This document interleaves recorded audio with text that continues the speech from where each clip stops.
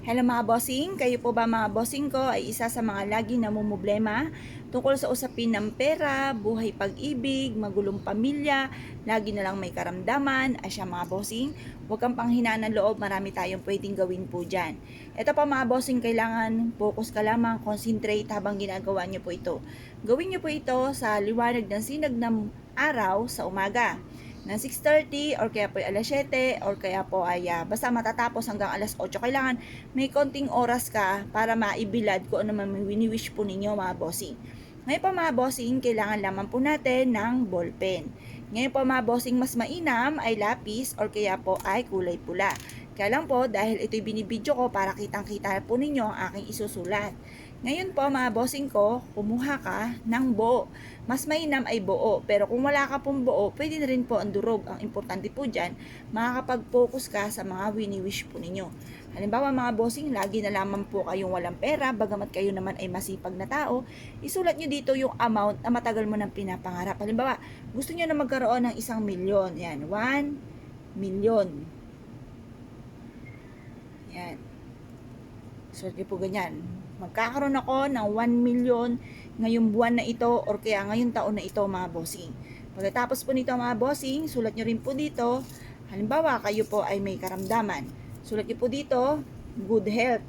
Yan. Magkakaroon ako o kaya long life. Magkakaroon ako ng mahabang buhay. Gagaling na ako sa aking karamdaman. Yan, long life. Kami na aking buong pamilya ay magkakaroon ng mahabang buhay. Tapos, ano pa ba? Halimbawa, mahina yung negosyo ninyo, i-wish po dito na isulat nyo muna yung pangalan ng inyong negosyo. Halimbawa sa akin, Pampaswerte, Pagyo 7, Pampaswerte online shop. Pampaswerte online shop. Yan po yung aming negosyo. Tapos, spa. Tapos, pasalubong. Tapos, RTW, yun nga po yung damitan, bangko. Yan po ay magkakaroon ako ng malaking benta araw-araw. Ayan. Pagkatapos ito mga bossing yan, sama-sama na yung mga wishes po ninyo. Pagkatapos, kumuha po kayo mga bossing ko ng lighter. Susunugin po natin itong ito pong ating dahon ng laurel mga bossing.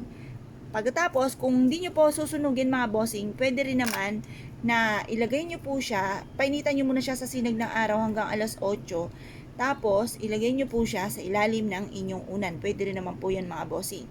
Marami kayong pwedeng gawin dito or kaya ibabad nyo po ito sa timbang tubig. Pagkatapos, lagyan ng konting asin, ipampaligo nyo po siya.